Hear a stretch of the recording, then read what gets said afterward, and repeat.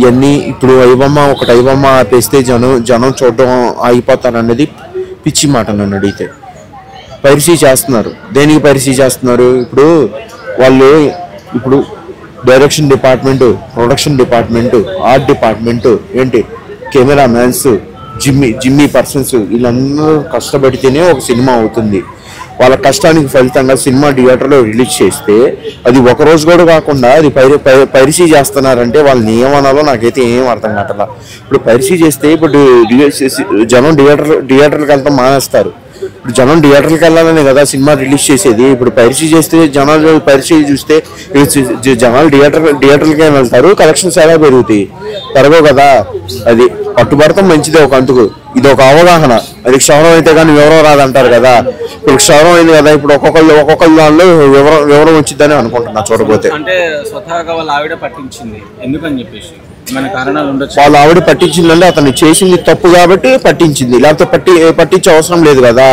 ఒక డైలాగ్ అన్నాడు, నన్ను దమ్ముంటే ఎవరైనా పట్టుకోండి చూస్తా, నన్ను 20 రోజుల లోపల పట్టుకోండి అని చెప్పి డెడ్ లైన్ పెట్టాడు.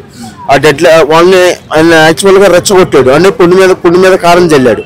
ఆ కారం చల్లుతుంటే వీళ్ళు ఇంకా రెచ్చిపోయాడు, పట్టుకున్నారు. వీళ్ళకి ఎక్కడో కాలింది, పట్టుకున్నారు. అది ఇప్పుడు వాళ్ళ తండ్రికి కూడా ఇంట్లో తెలియదు. వాళ్ళ తండ్రి కూడా ఆల్రెడీ ప్రెస్ మీట్ లో చెప్పడం జరిగింది, ఇల్లుని లోన్ పరంగానే మేము నడుపుకుంటున్నాం, కట్టుకుంటున్నాం అని చెప్పేసి. ప్రీవియస్ లో ఇల్లు కూడా కాలిపోయింది అని చెప్పేసి వాళ్ళ తండ్రి బాధగా చెప్పడం జరిగింది.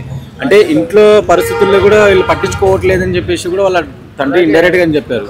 మరి వాస్తవంగా నిజంగా వాళ్ళ తండ్రికి విషయం తెలియదంటారా తన కొడుకు చేస్తున్న పని? ఈ రోజుల్లో బ్రో ఇప్పుడు లోన్స్ ఉన్నాయి, కట్టుకుంటున్నావు, మా పర్సనల్ ప్రాబ్లమ్స్ ఉన్నాయి కాబట్టి నడుపుకుంటున్నాం అని చెప్పేసి వాళ్ళు అన్నారు. ఆ ప్రాబ్లమ్స్ ఏదో సొసైటీ గురించి పట్టించుకుంటే, వెబ్సైట్ల మీద కాకుండా సొసైటీ గురించి పట్టుకుంటే కొంత యూజ్ ఉంటుంది. ఇప్పుడు జూనియర్ ఆర్టిస్టులు ఉన్నారు, షూటింగ్కి వెళ్ళే వాళ్ళు ఉంటారు. షూటింగ్లో రోజున ఆకలితో చచ్చిపోయే వాళ్ళు చాలా మంది ఉన్నారు, బొచ్చటి మంది ఉన్నారు. జూనియర్ ఆర్టిస్ట్గా నేను అటువంటి పర్సన్ని.